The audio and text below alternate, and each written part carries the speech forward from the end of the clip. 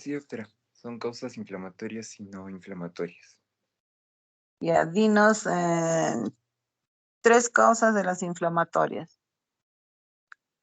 Ya pues son, bueno, bacterianas, virales o parasitarias. Bueno, ya con todas las bacterias, cada uno de los microorganismos de ese tipo. Y las no inflamatorias, hemorrágicas, neoplásicas, básicamente esas, ¿no? Y sus subtipos. Aquí nosotros fijamos inflamatorias y no inflamatorias. Ustedes van a ver que las inflamatorias vienen ser las infecciosas y que básicamente siempre tenemos bacteria, virus, hongos y parásitos, ¿no? Entonces, eso fijamos. Yumi Angles, dinos cuáles son las causas bacterianas de la meningitis. ¿Qué gérmenes nos producen? Ya, doctora, puede ser una monade, un neumomeningitis o una listeria, un estafilococcus, streptococcus,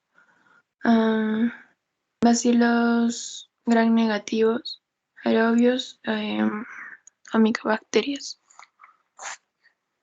Miren, las bacterias vienen a ser una de las más frecuentes y entre ellas teníamos la Neisseria meningitis, que cuando uno estudia ya medicina en sí como curso va haciendo meningitis por estreptococcus pneumoniae, meningitis por Neisseria meningitidis y va precisando, ¿no? Acá en semiología vamos viendo los signos y síntomas más gruesos, más frecuentes, pero donde encuentran una meningitis, siempre va a haber 1, 2 o 3, porque suele hacer sus brotes.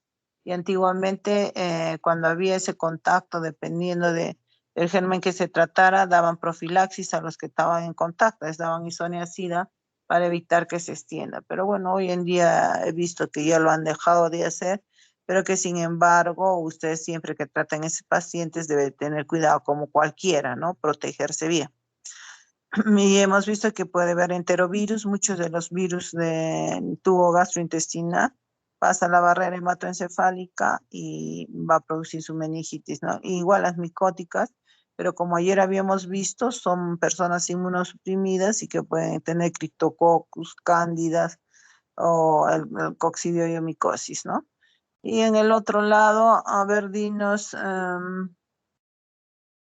melanicama, ¿cuáles son las causas de parasitarias? Dentro de las causas parasitarias tenemos lo que es el toxoplasma, el trypanosoma, el plasmodium y también los cisticercos. Ya, en eso entonces hemos visto igual toxoplasma para inmunosuprimidos, HIV, eso es a la cabeza donde se va viendo más esta toxoplasmosis, pero pueden ser en los oncológicos que han recibido quimio, radioterapia y bajan las defensas y puede haber eso. Tripanosomas pues son convectores y plasmodios o cisticercos que no es tan poco frecuente, que forman sus granulomas y que recuerden que el cisticerco se va por todo el cuerpo y eso es porque también hay malos hábitos higiénicos. Yanela Delgado, háblanos de las no inflamatorias que tu compañero había mencionado algunas. Dinos las causas no inflamatorias. Sí, doctora, bueno, en las no inflamatorias tenemos a las hemorrágicas y a las neoplásicas. Las hemorrágicas puede ser por traumatismos craneoencefálicos o por sangrados cerebromeningeos, como debido a la hipertensión arterial, o también en las neoplásicas a tumores o a carcinomas, ¿no? Ustedes verán que las causas son similares, pues, en el síndrome de hipertensión endocraniana, porque hemos dicho que acá hay una variedad de la presentación, ¿no? O sea, la variedad me refiero a una escala de mayor o menor hipertensión endocraniana. José Luis Delgado. José Luis Delgado, ¿qué es meningismo?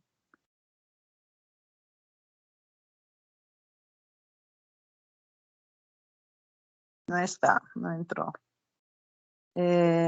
Stephanie Flores Sanabria, ¿qué es meningismo? Es una reacción meningio, doctora. Ya, Es una pero reacción meningio ah, allá, disculpen. Es una reacción meningia que se va a deber a unos estímulos a unos estímulos diversos que se van a caracterizar de cuadros leves, agudos, Claro, el por meningismo tiene. una inyección intracecal. Bueno, los meningismos vienen a hacer eso, que simulan al síndrome meningio, pero que no llega a ser. Y que se ha visto que dentro de las causas puede ser por una inyección intratecal, porque ya han visto que puede ser también tratamiento. Eso lo hacen en los pacientes oncológicos para dejar medicamentos en esa área. Pero no es que esté haciendo una meningitis, ¿no? Sino que está haciendo meningismo, simula nada más, ¿no? Bien. A ver, ¿dónde está? Catherine García, dinos la triada que has podido encontrar o menciona no solo los síntomas que caracterizan al síndrome meningio. Ya, doctora. Primero, lo más importante es la cefalea y las contracturas musculares. También está la fiebre y la rigidez de nuca. ¿Y le digo las características de cada uno o solo cuáles No, son las ahí no me manifestaciones? vamos avanzando. Como son 30, les tengo que dejar a todos. Bien, pero Ok. acá ustedes han visto que la hipertensión endocraniana era su tríada clásica, ¿no? Cefalea, vómitos y edema de papila. Acá no la remarcan tanto, pero sin embargo debe haber fiebre, rigidez de nuca allí y deterioro de sensorio, ¿no? Entonces, esto va a caracterizar, como vamos a ir viendo, se contrae desde la cabeza hasta los pies y cada parte va tomando su nombre. Entonces, ¿qué es lo que más caracteriza a la meninge? La contracción muscular y entre ellos la rigidez de nuca, que es la más accesible y la que más rápidamente se va a dar cuenta. Si eso hay fiebre, ya pues si el paciente tiende a dormir, está somnoliento, siempre sospecharán en meningoencefalitis. Bien, Daniela Loaiza entró.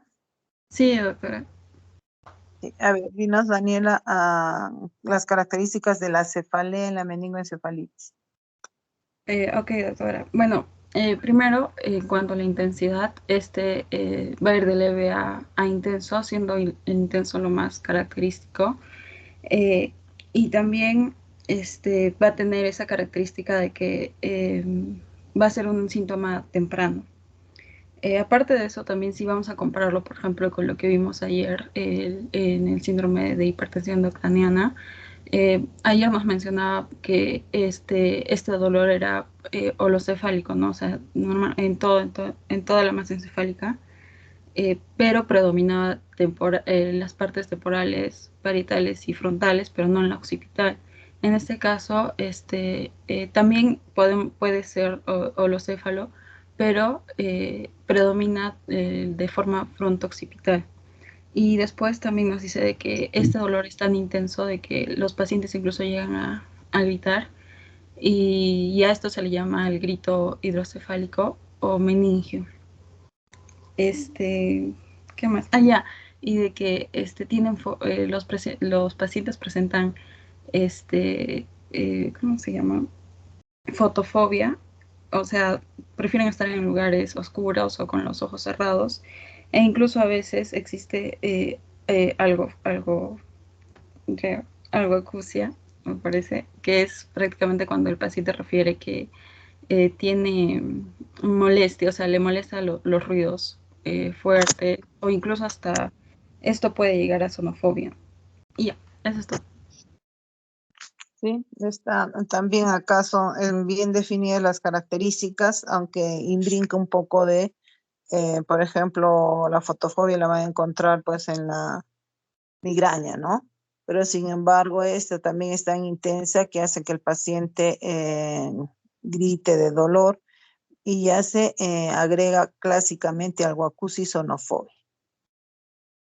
Coraima, ¿está Coraima? Melanie Quispe, háblanos de las contracturas musculares. ¿Qué es lo que sucede en meningoencefalitis? Cuando se presentan contracturas musculares, el paciente va a referir como una sensación de dolor en el dorso y además de que estas serían las causas de distintos signos, ¿no? Como la rigidez de la nuca, la cual se presenta en una meningitis aguda que puede ser producida por bacterias. Y esto se puede evidenciar cuando se le toca el pecho con el mentón y esta maniobra no puede realizar sin recurrir a la apertura de la boca y esto se conoce como el signo de Lewinson. Además de que si es que intentamos flexionar o extender la cabeza del paciente, esto le va a generar una cierta molestia de dolor y que puede optar por una posición o la actitud de opistótonos, en la cual los músculos de la nuca y el dorso se van a encontrar llevados hacia atrás. Bien, ahí nomás. Entonces, acá estamos empezando, si ustedes se dan cuenta, como les decía, con la rigidez de nuca, ¿no? Que es la primera parte en la que hemos visto que es una característica en relación a meningoencefalitis, pero que acá ya está mencionando el opistótonos. Es importante, es característico de la meningoencefalitis, pero no siempre se da acá, muchas veces se ve, por ejemplo, en el tétanos. Y hay que tener mucho cuidado porque el espasmo es tan intenso que algunas veces se describen fracturas, ¿no? A ver, Diana Revilla, háblanos de la rigidez de raquis. Ya, doctora. Es cuando el paciente no puede doblar el tronco o si no, este movimiento le resulta difícil. Normalmente va a presentar el signo del trípode, que es cuando el paciente se sienta, lo va a hacer muy rígido y apoya los miembros superiores por detrás, ¿no? Y también si lo levantáramos al paciente, va a ser como si fuera solo una pieza, ¿no? Porque está tan, parece como una vara que por eso tiene esa sensación, se parece esa sensación. Entonces, hasta aquí hemos visto el Lewinson, el opistótonos y trípode, ¿no? Entonces, básicamente está, como dices, el trípode viene a ser la rigidez del raquis, pero que va desde los músculos de la nuca. Otra vez María Rojas, háblanos tú de la contractura de los músculos de los miembros inferiores. Bueno, doctora, aquí va a haber una afección de los flexores inferiores, en donde el paciente va a adoptar la posición de cúbito lateral y junto con esta posición se va a producir lo que es la llamada actitud en gatillo de fusil, que es típica de este síndrome. Ya, en relación a esta contractura de los miembros inferiores, actitud de gatillo de fusil es pregunta de examen. Así que deben de fijarla y a veces les ponen cuál es la posición de la pancreatitis, porque son posiciones antálgicas que el paciente toma, las suelen comparar, ¿no? O sea, actitud de paciente fusil, la maometana, la plegaria. Entonces, ustedes aquí hoy deben de fijar actitud en gatillo de fusil. Gonzalo Álvarez, háblanos tú de lo que va siguiendo en la contractura del cuerpo, que es la pared abdominal y de los músculos de la cara. De la pared abdominal, ¿no, doctora? Y de los músculos de la cara. De la cara. Sí. Bueno, los de los músculos de la pared abdominal se van a localizar más que todo en lo que es la pared anterior. Y esta van a producir lo que es una retracción, lo que se le conoce como un vientre en batea. Y lo que es la contractura de los músculos de la cara, bueno, eso siempre es menos frecuente, ¿no?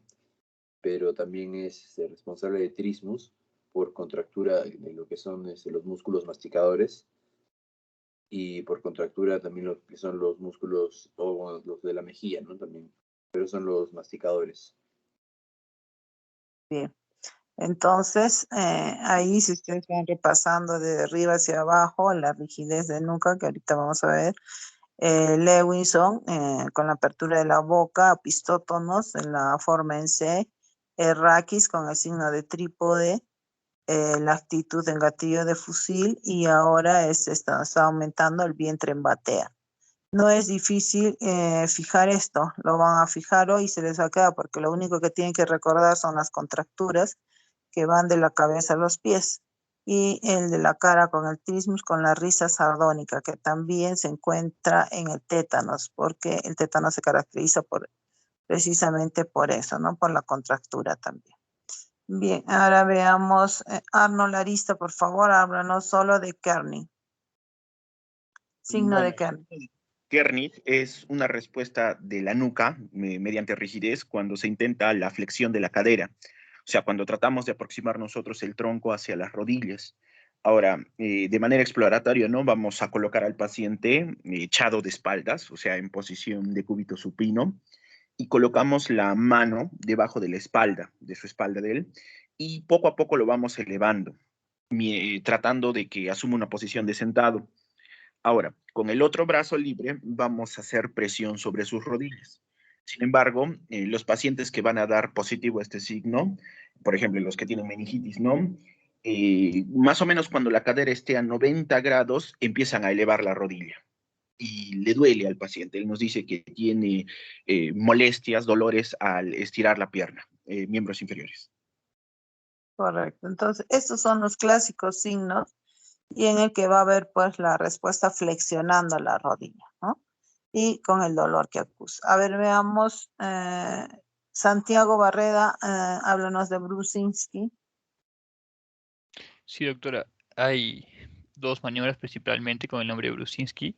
La principal y la más conocida es cuando el examinador pone su mano derecha en la nuca del paciente y la otra mano en el pecho, y al acercar la cabeza hacia el pecho del paciente, este flexiona ambos miembros. A esto se le puede sumar un signo, que es el signo de Flatau, que es al hacer este movimiento se produce una dilatación en las pupilas. Y por otra parte tenemos lo que sería el signo de la pierna o contralateral de Brusinski, en el cual flexionamos uno de los miembros inferiores hacia el abdomen, y al hacer esto, el otro miembro que no estamos flexionando imita el movimiento. Uh-huh. Eso es, en realidad, si se dan cuenta, las dos son flexiones, ¿no? Pero característicamente van a buscar esto cuando el paciente presenta su rigidez de nuca, para contraponer a esto, y entonces apoya su diagnóstico. Bien, Joely Calderón. Sí, A ver, doctora. háblanos. Sí, dime, de otras manifestaciones que puede tener, así como hemos visto ayer en hipertensión endocrinal, hipertensión, bradicardia, trastorno de sensorio. ¿Qué otras manifestaciones podemos tener el síndrome meningio? Bueno, podemos encontrar los vómitos de tipo cerebral que ya los vimos ayer, que eran vómitos en chorro, a distancia o vómitos explosivos, los cuales no necesitaban un esfuerzo. También pueden haber convulsiones focales o generalizadas, asimismo hiperestesias cutáneas o musculares, que quiere decir un aumento anormal y doloroso de la sensibilidad táctil. Entonces, cuando tengamos contacto con la piel del paciente o, por ejemplo, lo vamos a peñiscar, le va a causar mucho dolor. Asimismo, puede haber fiebre. La fiebre, que pertenece a la tríada, es característica, sí, pero exclusivamente de los casos de meningitis por causas infecciosas, ¿no? Bacteriana, parasitaria, etc. Ahí nomás. Ok. Voy a dejarle a tu compañera, está bien. Zuleika, háblanos ahora cuando hay compromiso encefálico. ¿Qué puedes hallar también en la meningitis? Alteraciones psíquicas como son somnolencia, cambios de humor, delirios. En el caso, se puede hallar en un 25% unas monoplegias o hemiplegias transitorias, en especial en los pares craneales 3, 4, 6 y 7, además de convulsiones. Otro que también se puede encontrar es un coma meningio. Otros signos oculares, como serían midriasis, diplopía, estrabismo, nistagmo, catalepsia ocular. Y como vimos en ayer trastornos cardiorrespiratorios como podría ser bradicardia, ritmos respiratorios patológicos. Bien, entonces ustedes acá ven que el síndrome se complica más porque si antes le llamaban solo meningitis, ya meningoencefalitis, pero si hay encefalitis, entonces puede haber la variedad de estos síntomas. Y el por qué nosotros tenemos que detectar a tiempo cuando ya hay, por favor no me cuelguen, no me...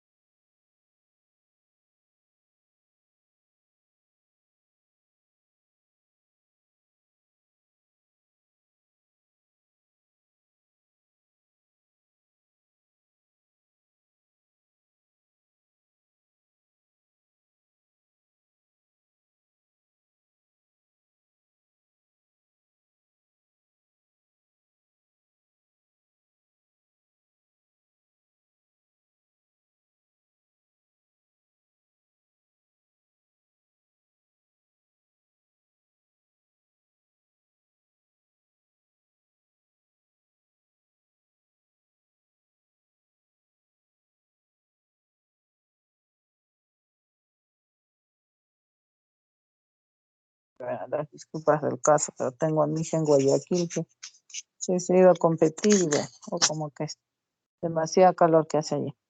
Bien, entonces lo que teníamos es eso, que si ustedes imagínense, es lo que yo les comentaba alguna vez de alguna niña que tuve de 2 meses, que empezaron con las convulsiones, chiquitita de 2 meses, no sabían que lo enfocaron desde un síndrome febril y al final fue una meningitis y esta bebé se quedó ciega.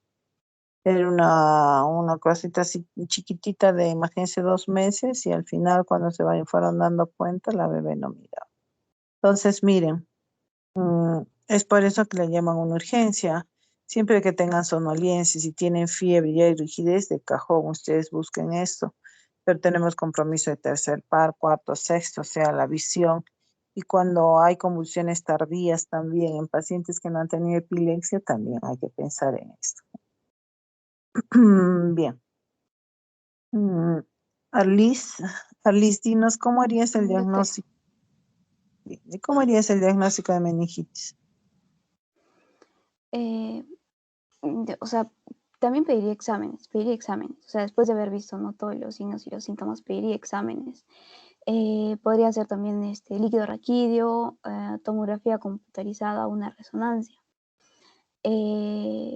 También, también leí que era importante el hecho de saber que después de la primera convulsión, hacernos una punción lumbar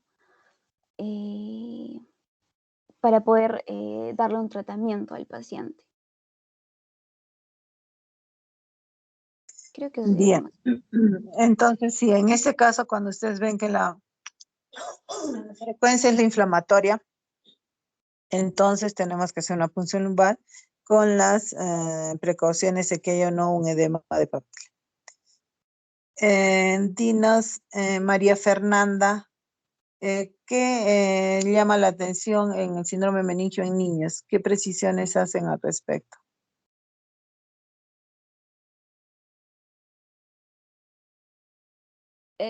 Sí, doctora. Disculpe, ¿me puede repetir la pregunta? Es que no... En los niños que hay que tener cuidado, que predominan en los niños sintomatológicamente. Ya, en los niños los signos van a ser, los signos meningios van a ser escasos y van a predominar las convulsiones y los vómitos. Eso. En los niños a veces no hay tanto la rigidez de repente, pero sí son niños que vienen con convulsiones. Y recuerden que un niño siempre que tiene infección, así sea de la garganta, así sea de infección urinaria, porque los niños lo que más tienen es EDA, ¿no? Enfermedad diarreica aguda e IRA, enfermedad respiratoria aguda, pero que en esos niños siempre hay que averiguar si ha habido fiebre, si ha habido vómitos, porque cualquiera de esos cuadros le puede dar, pues si a un niño se le agrega convulsiones y no son febriles, hay que buscar también esta causa. Bien, hablemos algo del manejo inicial. María Fernanda, no, ¿sí? Que me estoy confundiendo. María Fernanda, tú me contestaste lo último, ¿no es cierto? Sí, doctora, lo de los niños. Ajá. Julio Alberto Fuensalida, dime cuál es el manejo que debemos de dar al síndrome meningio. Bueno, lo que tendríamos que hacer es, bueno, después de haber identificado todos estos signos y síntomas, en realidad tendríamos que tener una sospecha. Entonces, si es que, bueno, lo usual es que, como hemos visto, las causas más frecuentes son infecciones virales o bacterianas. Si fueran bacterianas, tendríamos que instaurar un tratamiento empírico, pero que esto, pues, nos vamos a basar en una punción lumbar, si es que no hay ninguna contraindicación, claro. Entonces, eso se hace en los primeros 30 minutos y entonces, en base a los datos clínicos y a los datos de la punción lumbar, pues vamos a instalar un tratamiento empírico, ¿no? Y sobre todo, pues, el manejo inicial. Bien. Camila Morán. Sí, A ver, doctora. coméntanos en relación a por qué no se nos obliga a esperar la tríada clásica. ¿Cuál debe ser la actitud en este síndrome meningio?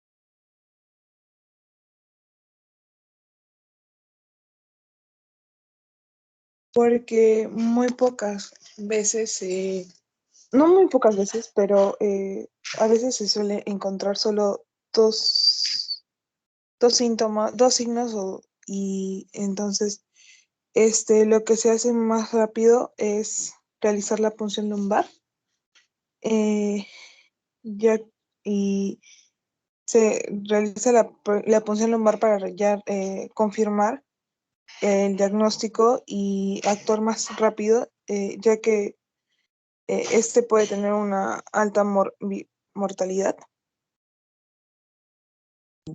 Claro, lo que nos habla acá en el libro que están revisando, pues es el porcentaje, ¿no?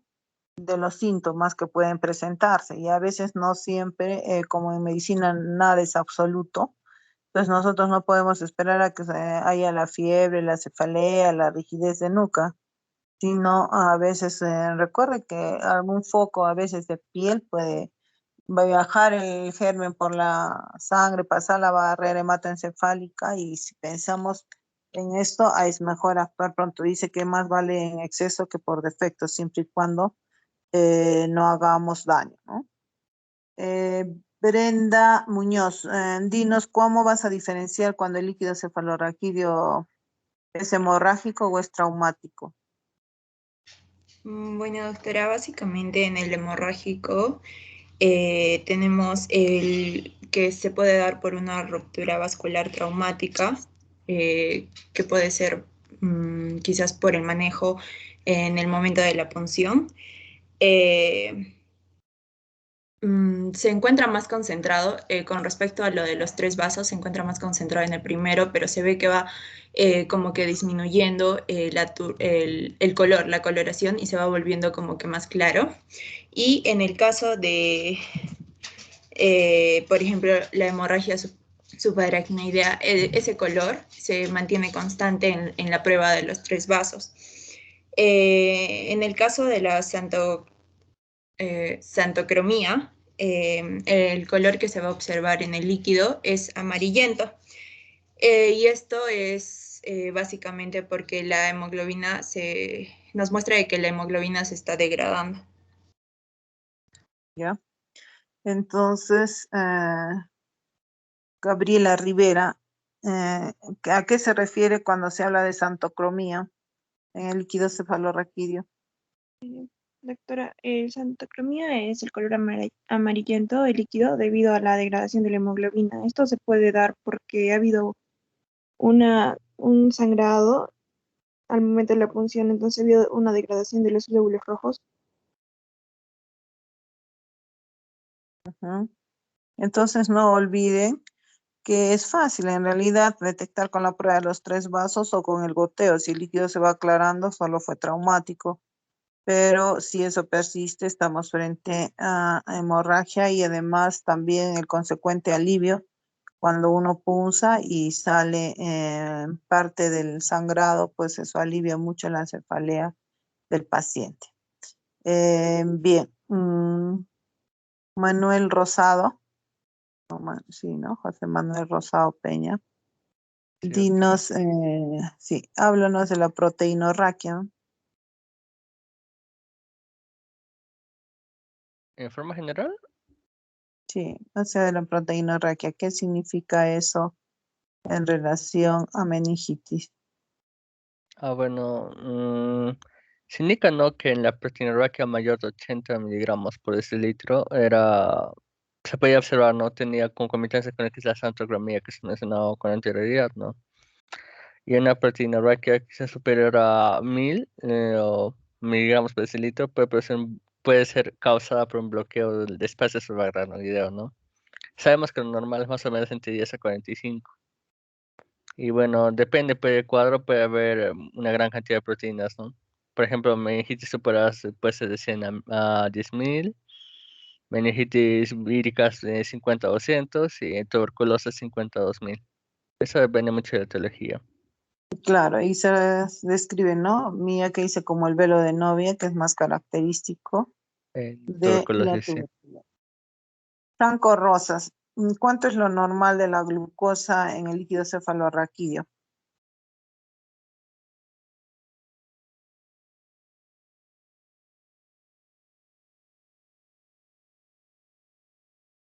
Franco Enrique, ¿te has dormido? No creo. ¿Cuánto es lo normal de la glucosa en el líquido cefalorraquídeo?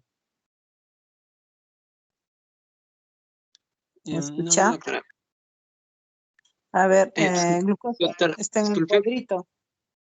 ¿Cuánto es lo normal de la glucosa en el líquido cefalorraquídeo? Está en su cuadro.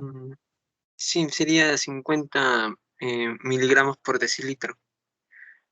Claro, viene a ser más o menos eso, porque si ustedes recuerdan, de 60 a 110 es lo normal en la glicemia, ¿no? En la sangre.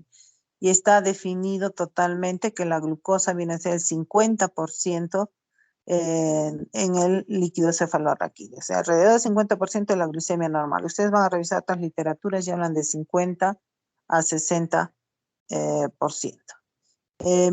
¿Y qué más? Tú mismo... dinos cuánto es lo normal en las células y qué tipos de células debes de encontrar el líquido cefalorraquídeo, Franco. Sí, doctora, en cuanto a las células serían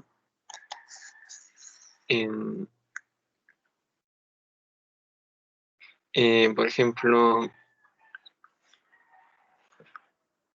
el linfocito, bueno, lo que serían los linfocitos, doctora. ¿Cuántos deberíamos de encontrar? El número normal de linfocitos sería entre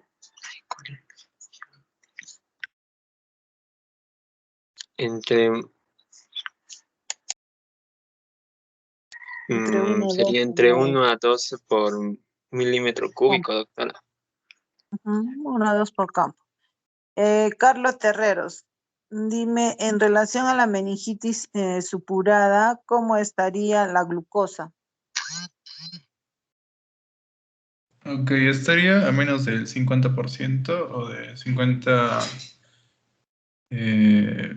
miligramos por decilitros y podría llegar hasta 0. Miren, ahí tienen que ustedes que precisar esto, es típico, no se van a acordar todos los valores de este cuadrito, pero sí tienen que recordar lo más relevante, porque muchas veces cuando somos residentes andamos con nuestra tablita, nuestra libreta para ir sacando esto. Ahora que ustedes tienen el celular, cualquier cosa pueden encontrar rápidamente. Antes nosotros hacíamos nuestros cuadros en nuestra libreta porque no todos se lo van a acordar. Pero acá lo que tienen que precisar, miren, la meningitis supurada, una de las cosas que más consume es la azúcar, la glucosa. Puede estar menos de 50 y hasta 0. ¿Y cuál es la otra característica? Que el líquido es turbio y que también la celularidad aumenta al 80%. Mire, si su compañero ha dicho que 1 a 2 células por campo, En las meningitis bacterianas, que son las frecuentes, puede haber de 50 a 100.000 células. Entonces son características típicas, porque ustedes pueden comparar que en la viral solo llega a 1500 la célula, y en la meningitis tuberculosa hasta igual, no varía solo hasta 1500, pero en una supurada o en una bacteriana, entonces ahí tienen más de 100.000. Juliana Valencia, y dinos cómo se encuentran los cloruros en la meningitis tuberculosa. Ya, doctora, en la meningitis tuberculosa se encuentran bajos hasta 5 gramos por litro. Ya, entonces los cloruros también, si ustedes ven acá en la normal, 7.2 gramos o 720 miligramos, entonces donde más se bajan los cloruros en las meningitis tuberculosas, entonces eso es lo que deben de precisar cuando es lo más característico, y si nosotros queremos comparar, vemos que los polimorfonucleares son más frecuentes en meningitis supurada y en la tuberculosis son los linfocitos. Bien, ya no, cambio de planes, chicos, porque o sea, me paso una hora, como son 30, entonces tengo que estar con una o dos respuestas y es más difícil sacar sus notas, porque al final de cuentas siguen conmigo con el libro para que no nos falte nada. Así que mañana y pasado cambiamos. Dividimos igual, como hemos dividido del 1 al 5, grupo 3, igual del 1 al 5, del 6 al 10 y del 11 al 15. En el caso del primer grupo solo hay 14. Igual el segundo grupo el 15, y temas para mañana. Ustedes pueden sacar o van a exponer según gusten lo de Argente, que tenemos el primer grupo, los dos unos. El primer grupo hace síndrome cerebeloso. Pueden hacerlo de Argente, pueden hacerlo de donde ustedes gustan. Allí no se deben de pasar más allá de 15 minutos la exposición.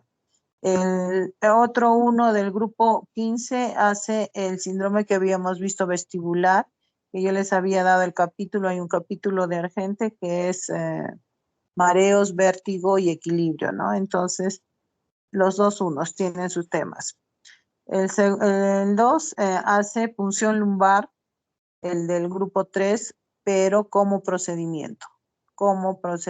Entonces, yo quiero que vaya a decir la posición del paciente, lo que usan con sus anestésicos, la forma de limpiar y dónde y cómo punzan. El segundo grupo del 15 hace interpretación del líquido cefalorraquídeo. Entonces, justo lo que estábamos terminando de ver, ese grupo va a presentar el cuadro, pueden ampliar más o precisar más en relación. Me presentarán, el grupo 2 hace la punción lumbar, ¿no es cierto? Y solo el procedimiento, y el grupo 2 desde lo que presenta la normalidad y la interpretación y qué es lo que yo preciso en cada patología. Los tres hacen, el primero hace tomografía cerebral, ¿ya? ¿Cuáles son las lesiones? Que de repente podemos encontrar una hipertensión endocraniana, un síndrome meningio, un síndrome vestibular, pero básicamente es un enfoque de tomografía cerebral. Y el grupo 3 hace ecografía cerebral, ¿ya? Que ahora se está usando y que nos está dando. Entonces,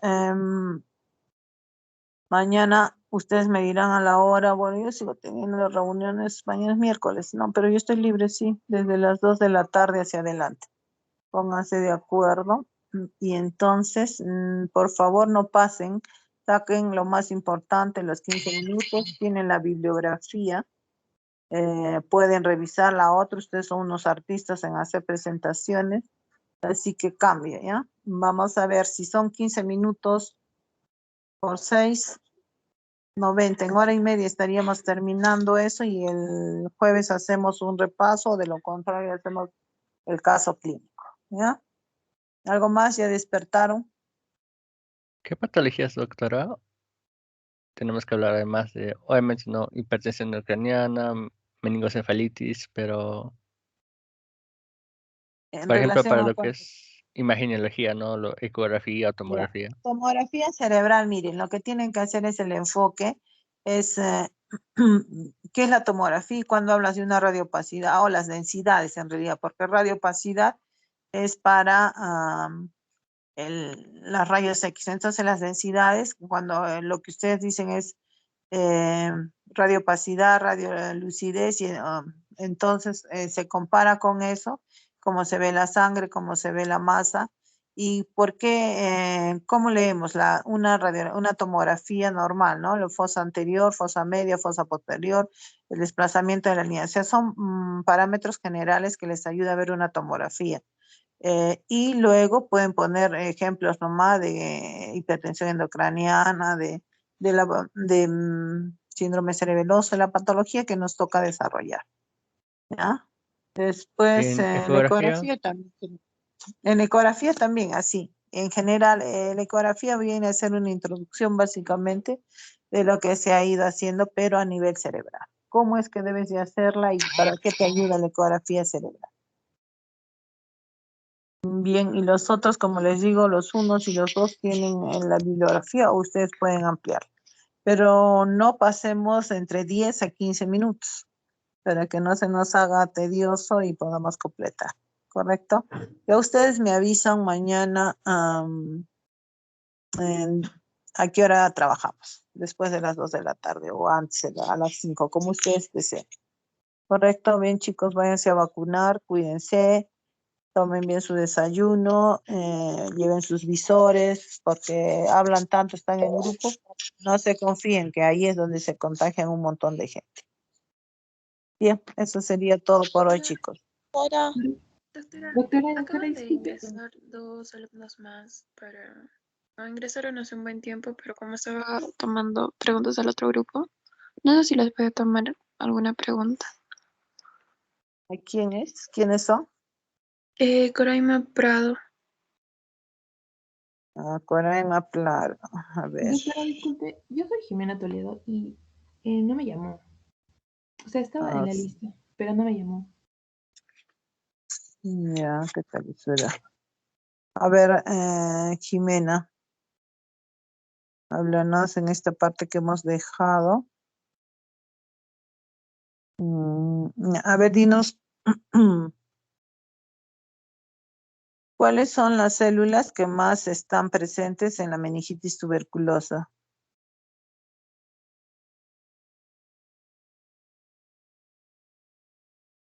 Son los linfocitos, doctora. Los linfocitos. ¿Y qué habíamos mencionado que era lo que más bajaba en la meningitis tuberculosa?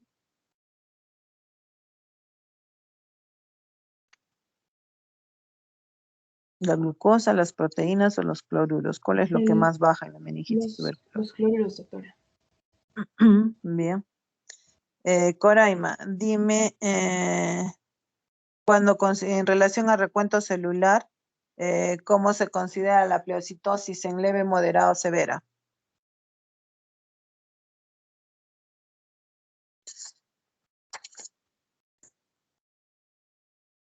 ¿Me escucha, Coraima? Define leve, moderado, severa en relación a al recuento celular en el líquido cefalorraquídeo.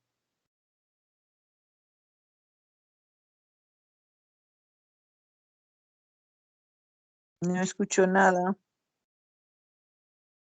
Leve es cuando son 10 células y de ahí es, o sea, hasta 10 células. De ahí moderada es hasta 50 células y la otra que es Más intensa, ¿cuál fácil. es 10, más? 50, 50. Dime, Coraima, ¿cómo es el aspecto del líquido cefalorraquídeo?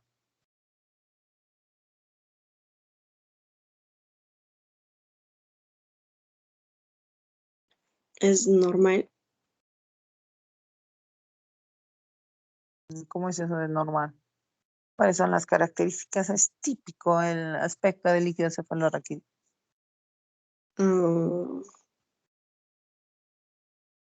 No es como un líquido, es transparente, como un cristal.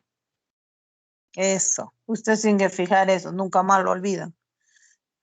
Es límpido, incoloro, como dice tu cuadro, no coagula ni precipita, pero es como cristal de roca. Es como cuando ustedes dicen la caída del agua, tan transparente como eso, y siempre a nosotros nos enseñaron que cuando cojan en la muestra y está en un frasquito, a veces en el tubo de ensayo, ustedes se ponen siempre andamos con nuestro mandil blanco, lo ponen ahí el tubo y ustedes a través del líquido cefalorraquídeo logran ver el blanco de su mandil. Por eso dice que es transparente, es como cristal de roca. Entonces, eso es lo que deben de fijar. Bien, chicos. Entonces, para mañana, ¿ustedes me fijan algo más? Escucho entrecortado. ¿Quién es? Doctora, sí, yo también estoy presente. Soy José Delgado. José Delgado, también estoy presente, doctorita, pero no la quise interrumpir.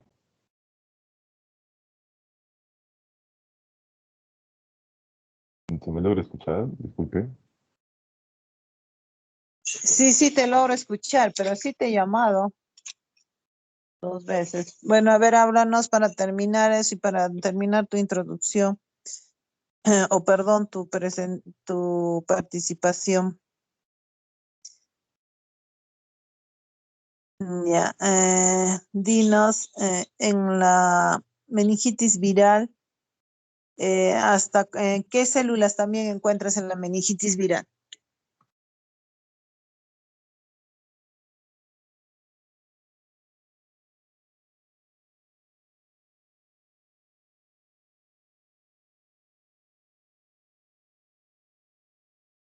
De igual manera le encontraríamos cositos, doctora. Los linfocitos, tan simple como eso. Miren ustedes. En lo normal dice que Sí, debemos lo encontrar escucho. linfocitos o mononucleares. En la bacteriana, en la supurada, son polimorfos nucleares. Sin embargo, en las meningitis virales y tuberculosas son linfocitos. Allí ya van haciendo la diferencia. Sin embargo, en la meningitis tuberculosa, a medida que va avanzando, también puede encontrar monocitos. José Luis, ¿cómo defines glucorraquia?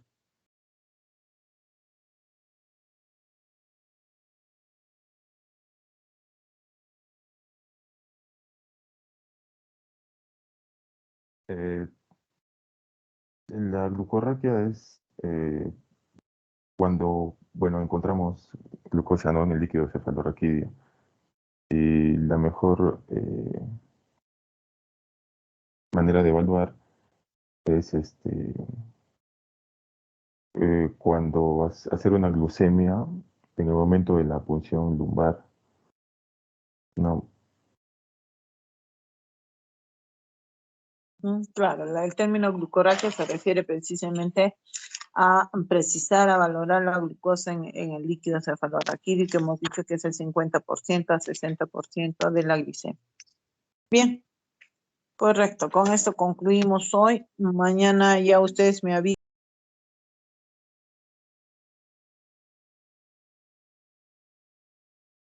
Ya, con esto concluimos y mañana sus delegados me avisan a qué hora vamos a trabajar. Ya ¿Desde cada qué hora uno es tiene... posible? ¿Perdón? ¿Desde qué hora es posible, doctora? Desde las 2 de la tarde de mañana. Miércoles es, ¿no? Sí. Ya. Ustedes, porque mañana me toca, mañana tengo una reunión que les decía, los españoles nos van a mostrar su experiencia de COVID en España, en Asturias. Bien, chicos, no quiero terminar sin desearles un día agradable. Están en camino de ser colegas. Sigan trabajando, no se duerman, pónganle empeño. Como yo digo, ustedes pueden engañar al mundo entero, menos ustedes. Ustedes deben de estudiar, deben de, para aprender y para manejar al paciente. Ya van a ver cómo es el temor cuando dicen, ¿por qué no lo leí? ¿Por qué no lo revisé?